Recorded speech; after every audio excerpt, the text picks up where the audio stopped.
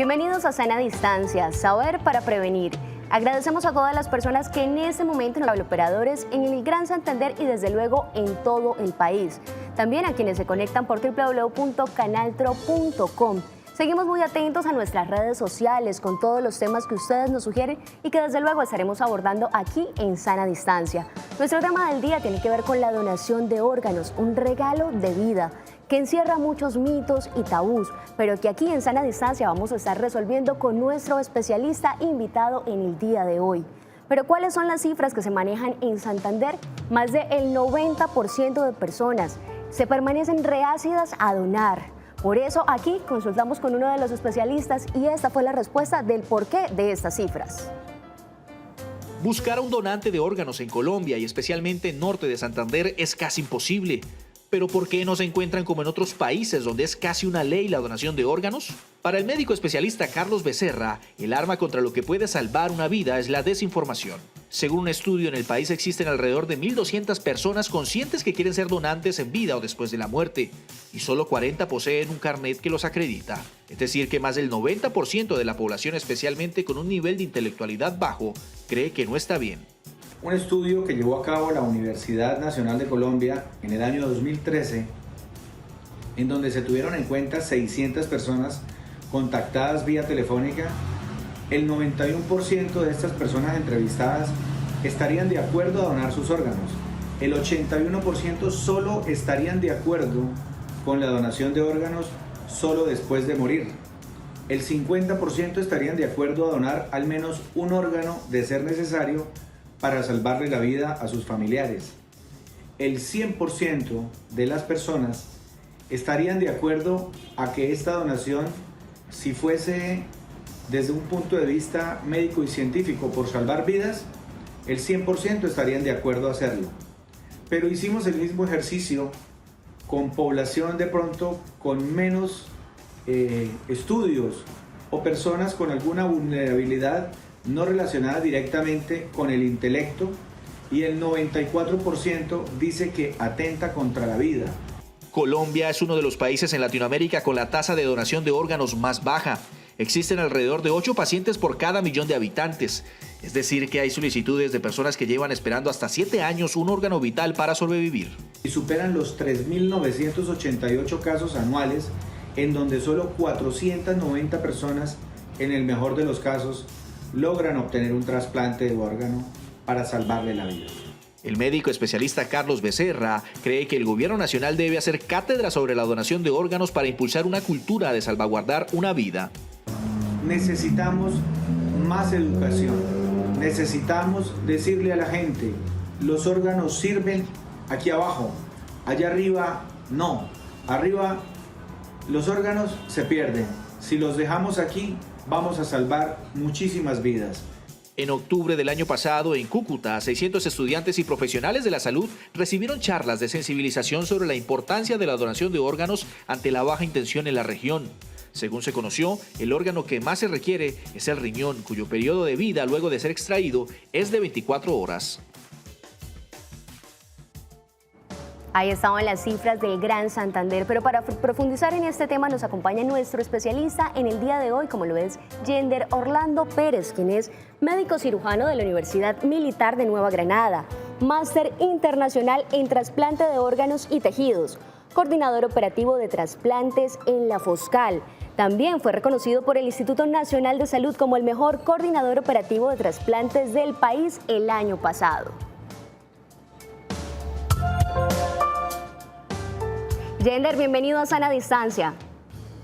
Muy buenos días, ¿cómo están? Muchas gracias por la invitación y un saludo para todas las personas que nos están viendo en este momento. Coordinador, hace un momento observábamos un informe donde nos arroja unas cifras bastante preocupantes. El 90% de las personas no quieren ser donantes. Primero, antes de hablar sobre eso, quiero que aclaremos en qué consiste la donación de órganos. Bueno, la donación de órganos es un acto altruista, voluntario y solidario en que una persona al fallecer puede donar sus órganos o sus tejidos. ¿Por qué estas cifras que se manejan en Santander? ¿Qué mitos o qué tabúes se encierran en torno a este acto de salvar vidas? Bueno, en Colombia desde el 2016 hay una ley que es la ley 1805 que nos habla de la presunción legal. ¿Esto qué quiere decir? Que toda persona mayor de edad es donante a menos de que en vida se oponga. Hay dos formas de que nos opongamos y es ante un notario y dejamos un documento escrito que vamos a llevar al Instituto Nacional de Salud, y la otra forma es cuando nos afiliamos a la EPS. Hay muchos mitos y leyendas de tráfico de órganos, de que las listas de espera se manipulan y entonces el que tiene de pronto más dinero puede acceder más rápido a un trasplante, pero eso es totalmente falso. En Colombia no existe el tráfico de órganos. Esto es una actividad que está sancionada en la ley y tiene una pena de 3 a 6 años. Esto es un proceso demasiado complicado que tiene que ser llevado por médicos especialistas, entonces no es tan fácil. Lo que antes decían que en Halloween que amanecían en una tina con hielo, eso es imposible y no es viable para los órganos. Las religiones esto no se oponen a la donación. Esto, por otro lado, es importante lo que decía el doctor anteriormente, la desinformación. Todo este tipo de desinformación es lo que nos va a llevar a esas negativas. Así es, Yender, es importante que ya estamos resolviendo esos primeros mitos y tabúes que tienen las personas respecto a la donación de órganos. Por ahora vamos a hacer una pequeña pausa comercial y ya regresamos aquí en Sana Distancia.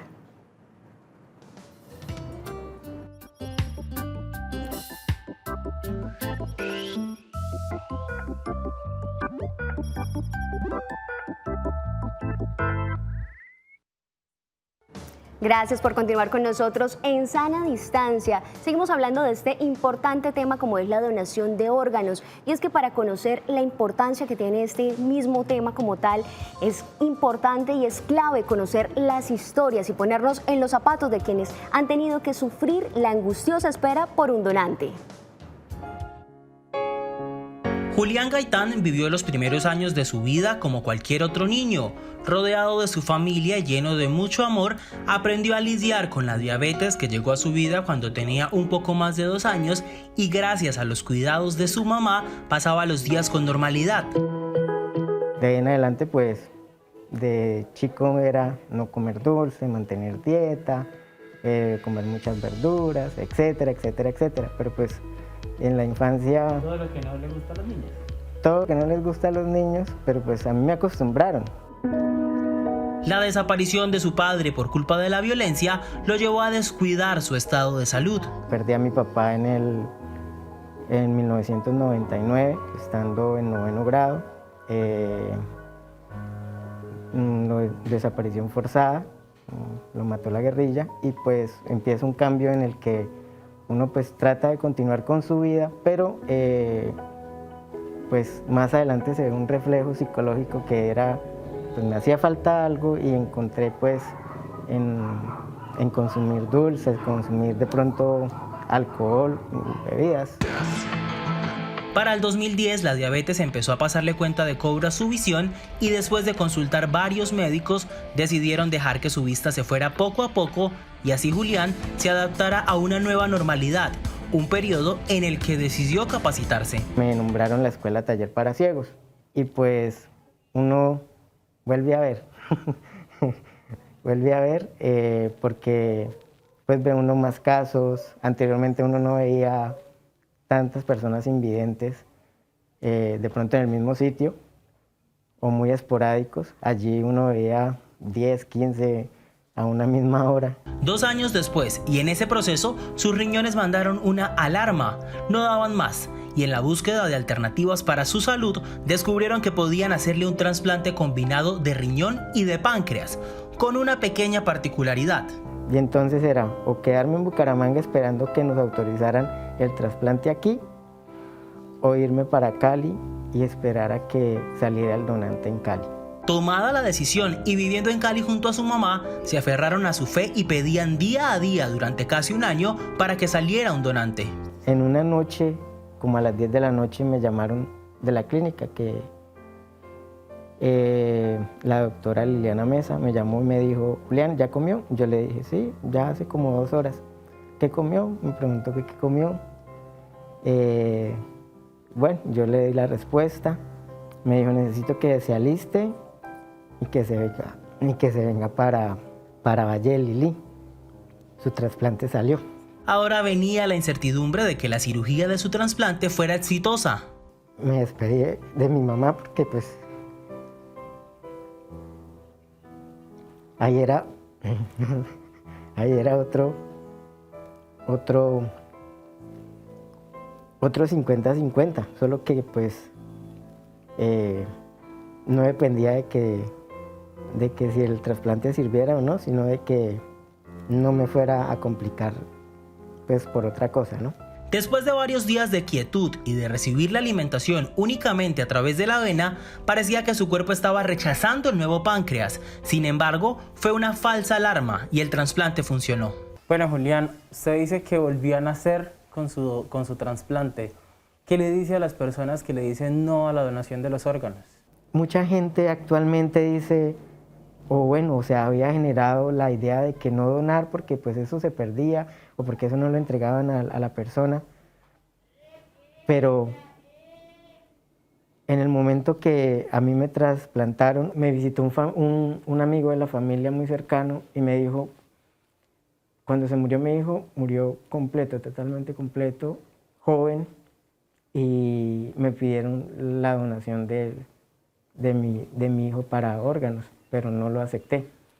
Hoy cuando lo veo a usted acá en la clínica, me arrepiento porque sé que hubiera podido salvarle la vida a muchos. Hoy Julián estudia contabilidad, trabaja apoyando procesos de aprendizaje para personas invidentes y está por cumplir 4 años de noviazgo con Laura, una santandereana, a quien conoció después de volver a nacer gracias a su trasplante. Conmovedoras historias que nos recuerdan la importancia de donar, la importancia desde luego de salvar vidas. Continuamos hablando con nuestro especialista, a quien les pedimos las apreciaciones de estas historias que acabamos de conocer. Pues realmente hay 1000 historias y la gente piensa que nunca nos va a tocar o que nunca un familiar va a ser afectado, y eso también tenemos que eliminar ese tabú, porque no sabemos cuando nosotros o un familiar esté en lista de espera. Entonces, la sensibilización y la información es el arma que debemos tomar en este momento para mejorar la tasa de donación. El hecho de donar puede llegar a salvar 8 vidas, incluso también a mejorar la calidad de vida con la donación de tejidos y demás y de córneas a 50 personas. ¿Es esto real? Sí. Con la donación de un paciente joven apto en todas las condiciones clínicas, se pueden ayudar a salvar hasta 55 vidas. ¿Cómo saber si uno es apto para donar? ¿Qué requisitos debe cumplir? Bueno, legalmente todos somos donantes, como decía anteriormente, mayores de 18 años. Los menores de edad tiene que ser consentimiento de los familiares o de los deudos legales. ¿Qué requisitos? Nosotros como coordinadores de trasplantes lo que hacemos es recibir una alerta por parte de las clínicas y hospitales que tengan pacientes en condiciones críticas, y hacemos una valoración de paraclínicos y examen clínico y antecedentes para ver la viabilidad de los órganos y de los tejidos. Ya que mencionamos este tema, puede llegar a existir una lucha de voluntades, de pronto que el paciente, la persona que fallece, haya manifestado en vida que sí, que efectivamente desea ser donante, y por temas de religión la familia no desee que se produzca esta donación. Bueno, esto es algo muy importante. Aquí el mensaje para todos es dejarlo conversado, hablar con la familia de esas intenciones, porque nunca hablamos de eso, de la muerte y qué va a pasar con nosotros después de. Desafortunadamente no sabemos en qué condiciones vayamos a fallecer, pero en condiciones de muerte encefálicas que podemos ser donantes. La voluntad que yo expreso en vida solamente puede ser revocada por mí mismo. Entonces la familia no tiene potestad para decir que no. Es importante esa aclaración para todas las familias, para que pese siempre la vida, pese ese regalo hermoso como es salvar vidas. Vamos a hacer una pequeña pausa comercial y ya regresamos aquí en Sana Distancia.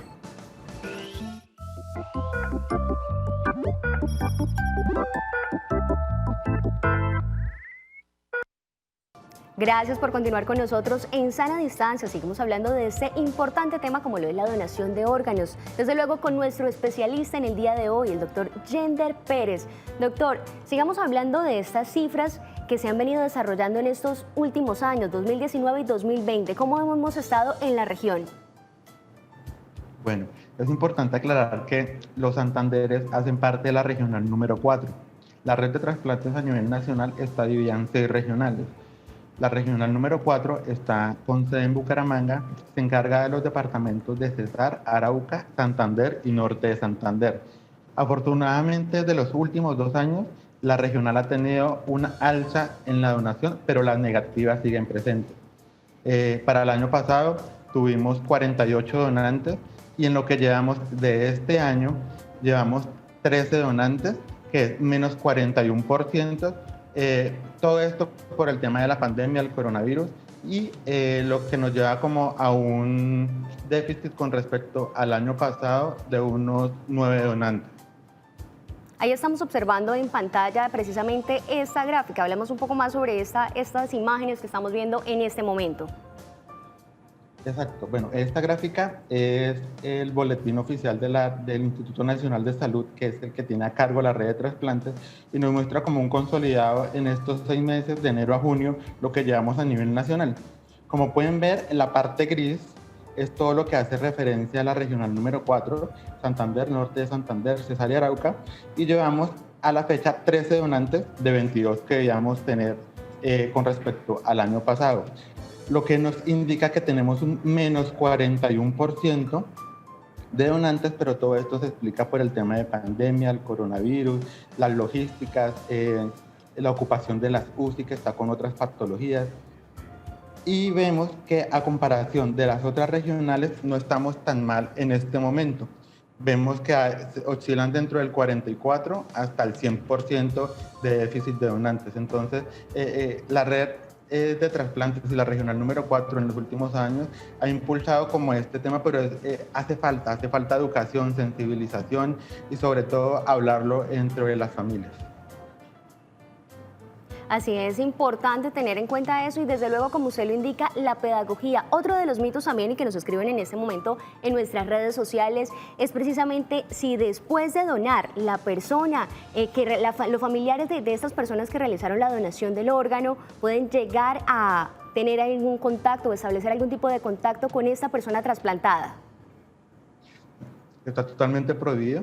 La ley refiere la confidencialidad de datos y de información y no es posible porque no se puede crear un vínculo familiar o económico, religioso entre las familias de los donantes y los receptores, entonces es algo totalmente anónimo. Incluso nosotros no sabemos durante el rescate esos órganos para quién van a ser, porque otro mito es que, como comentábamos anteriormente, de pronto el recomendado o el que de pronto tiene dinero. No, la asignación de órganos se hace netamente por cuestiones genéticas de compatibilidad para que el cuerpo no vaya a rechazar ese órgano. Así es importante, doctor Dender, tener en cuenta todas esas recomendaciones que usted nos indica y también es importante las investigaciones que se vienen generando al respecto, pues la sangre tiene en un 55% se compone, el volumen de la sangre se compone del plasma. Eso precisamente lo están estudiando 3 instituciones en la ciudad y aquí en Sana Distancia le presentamos el resultado de estas investigaciones. Para Julia Mejía, ganarle la batalla al COVID-19 ha sido uno de los obstáculos más exigentes que jamás imaginó vencer. Esa ansiedad en los pacientes con COVID-19 es lo más traumático que pueden llegar a sentir. Es llegar a un hospital y no encontrar quien lo atienda, ni encontrar un cupo disponible en la hospitalización o en un caso más crítico en una unidad de cuidados intensivos.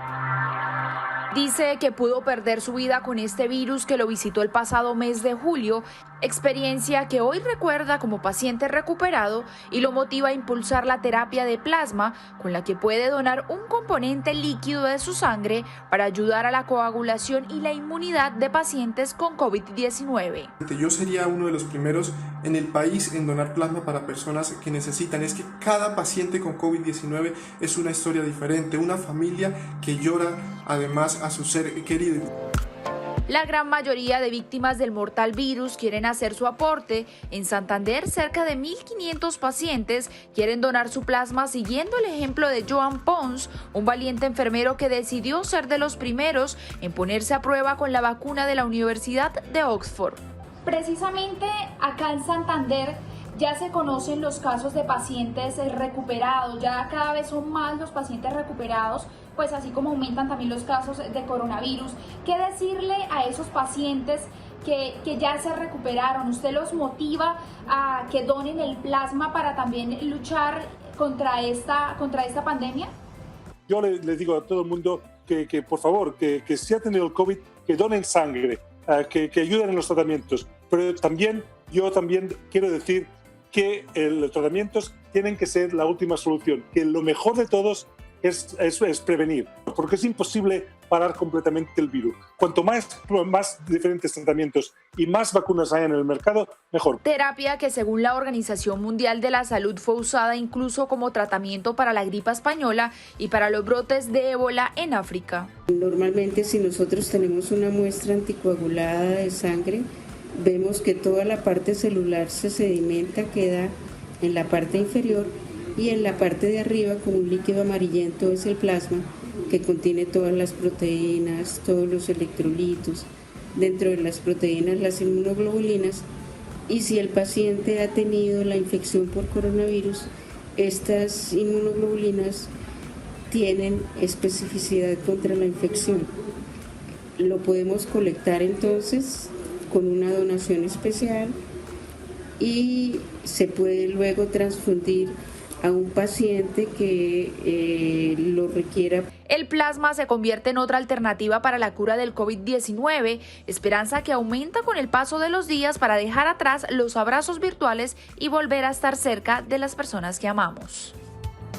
Recordemos que este plasma se obtiene 14 días después de la recuperación del paciente con COVID-19 y puede llegar a ser una excelente cura en este virus, contra este virus del COVID-19 que se viene presentando y que nos ha afectado a todos en el mundo. Pero conozcamos con el doctor Yende cuál sería esa recomendación para todas las familias en cuanto a materia de donación de órganos.